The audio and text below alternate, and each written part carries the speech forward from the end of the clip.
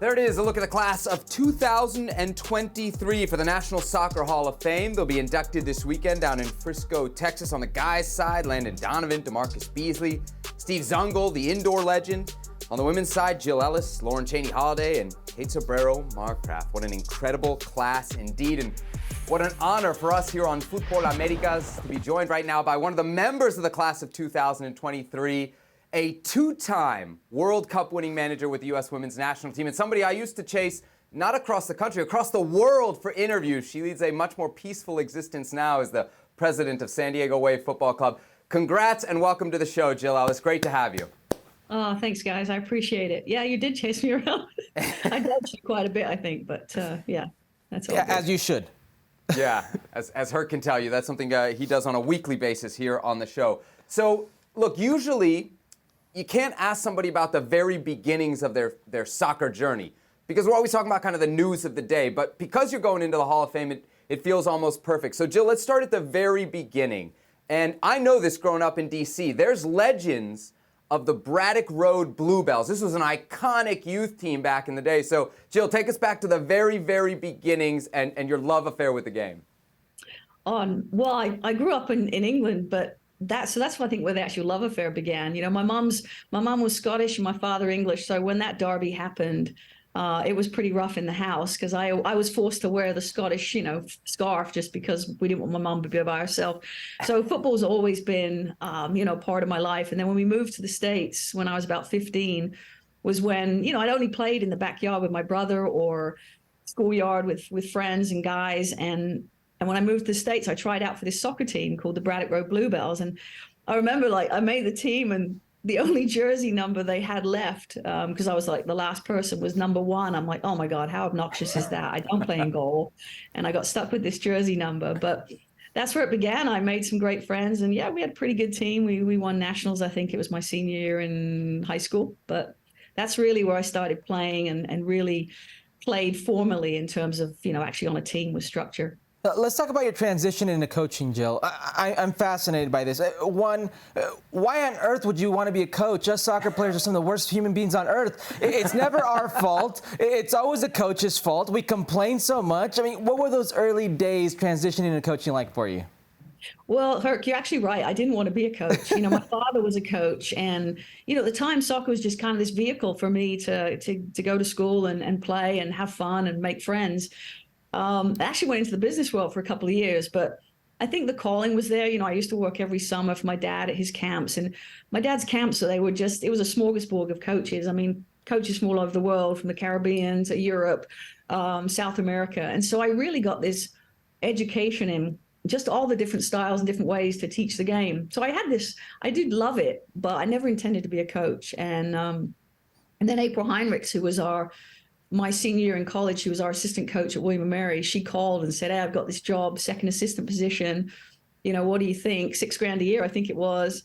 So I think, it was definitely that moment of passion over a paycheck. But that's really where I started. And honestly, guys, within 2 months, I knew it was something I loved. The idea of being around a sport I loved and then helping people and building teams was just, I think it was just something I couldn't walk away from. And that's kind of really where it started in terms of formal coaching. So, Jill, let's fast forward to specifically April of 2014, because I remember this well. I was actually on the assignment for the U.S. Women's National Team broadcast for NBC Sports at the time. I wasn't at ESPN yet. And you'd just taken over. You were an interim at the time. I wonder if you can just take us back to kind of where you were in that moment, taking over that team, and what your approach was to an interim job that eventually, Jill, leads to the Hall of Fame. Well, I remember Sunil, he, obviously they let the previous coach go. And I remember him telling me, we want you to take the team. I think they had another game in San Diego, believe it or not. And I remember him sort of saying, well, we want you to take the team down there. And I was kind of like, well, and he goes, well, you don't really have a choice. It's like, okay. So, obviously it was an honor, but, the circumstances were kind of odd. And took the team down to San Diego and just filled in. And I remember having this conversation with Dan Flynn, and he said, I think you should apply. And I said, listen, I'll give you a couple of really good candidates. I'll go through the process. And then, if at the end of it I stand tall and I'm your selection, then great. And I do remember, because obviously I'd been an assistant with Pia for a couple of years with the Olympic teams in 08 and 12.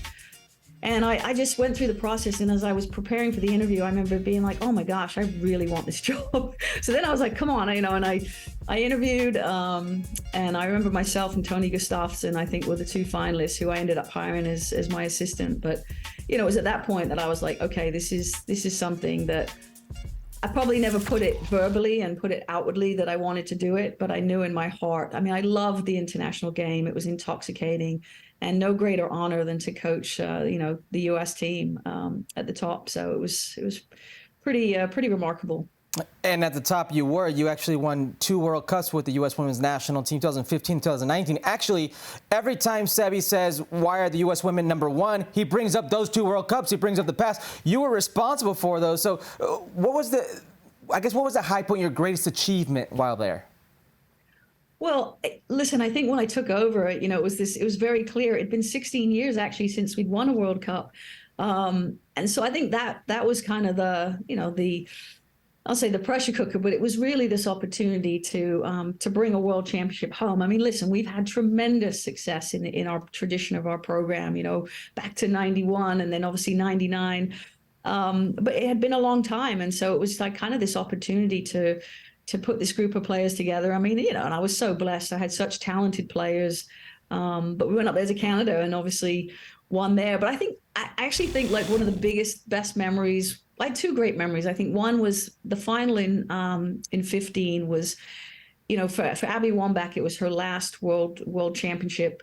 She hadn't won, and to have her be in that game and finish her career almost on the field as a world champion. To this day, I still kind of messed up about it because, here's an iconic player. Same with Hope. Hope didn't have that in her resume, and I think it was so deserving that these tremendous players got that as they ended their careers. But I think 19 was, just to try and go over there and play against France, who were just such a formidable opponent, play them in the quarterfinals. I think that was just an iconic memory because that night was just a spectacle. It was, I could still feel the stadium moving and the excitement and the energy in there was electric. So I think that was probably one of the other great memories of the journey.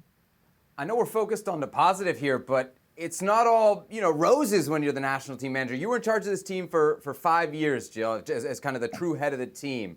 What was your toughest part of that tenure?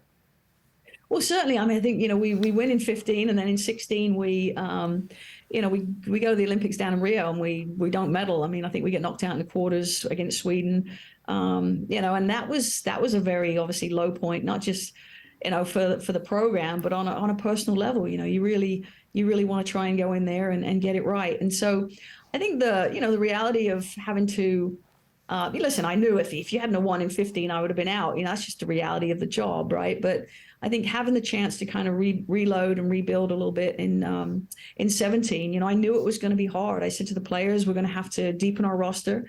Told my bosses, the media, everybody that we would take some lumps as you go through this kind of regrowth. But I wanted us, we wanted to be more tactically flexible. We wanted to have different profiles of players. And through that journey, it was tough. Internally there was, there was criticism, externally criticism.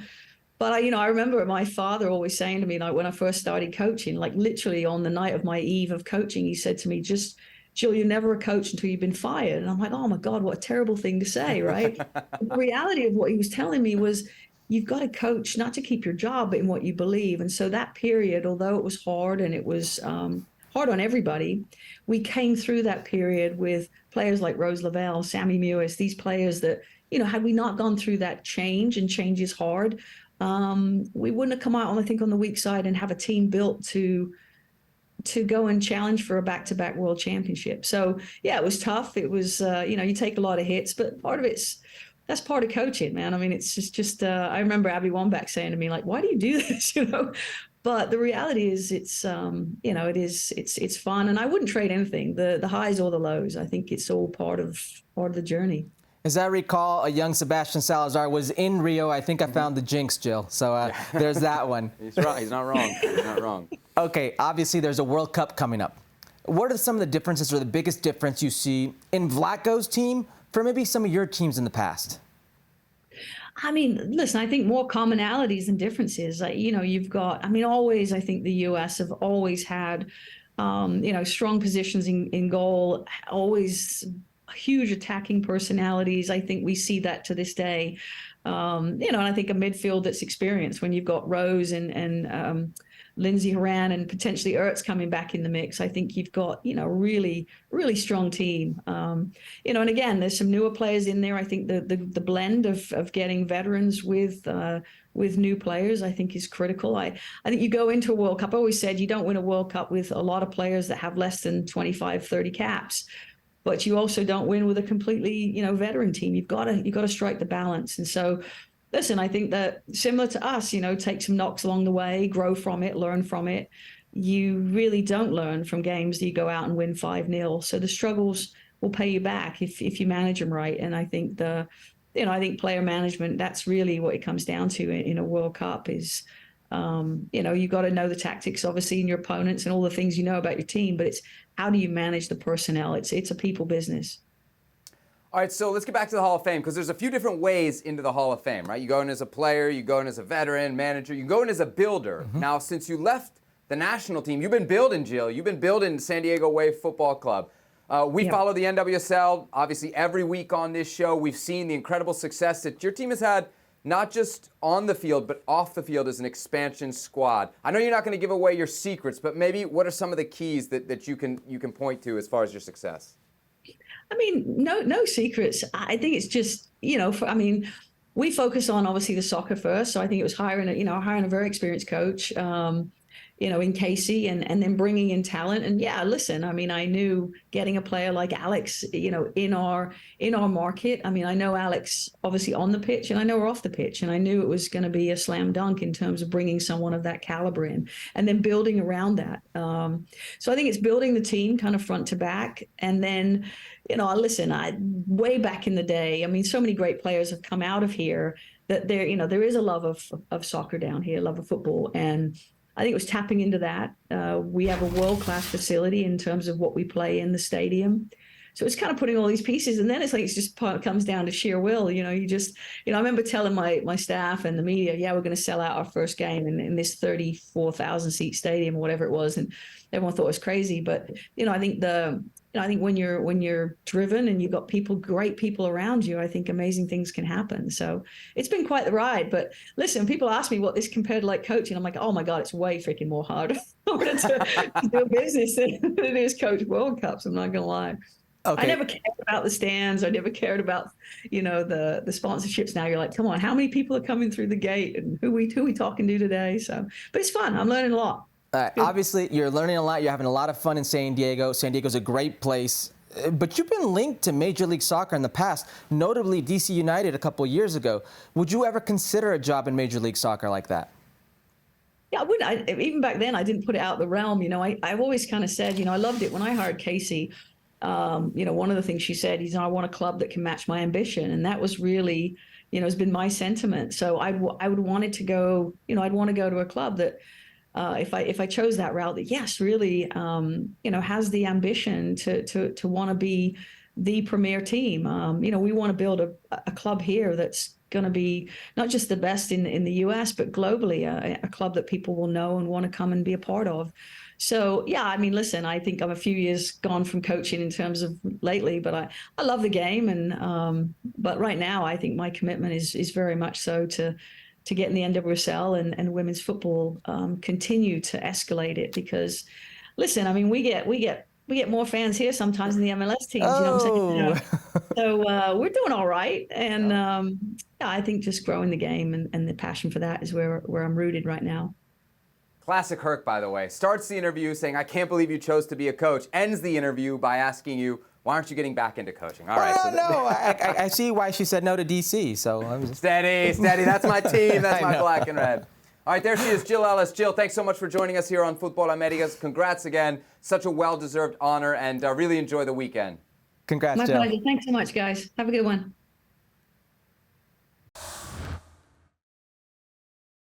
Well, thank you very much for watching ESPN on YouTube. For more sports highlights and analysis, be sure to download the ESPN app. And for live streaming, premium content, and let's not forget as well, ESPN FC 7 days a week, subscribe to ESPN+.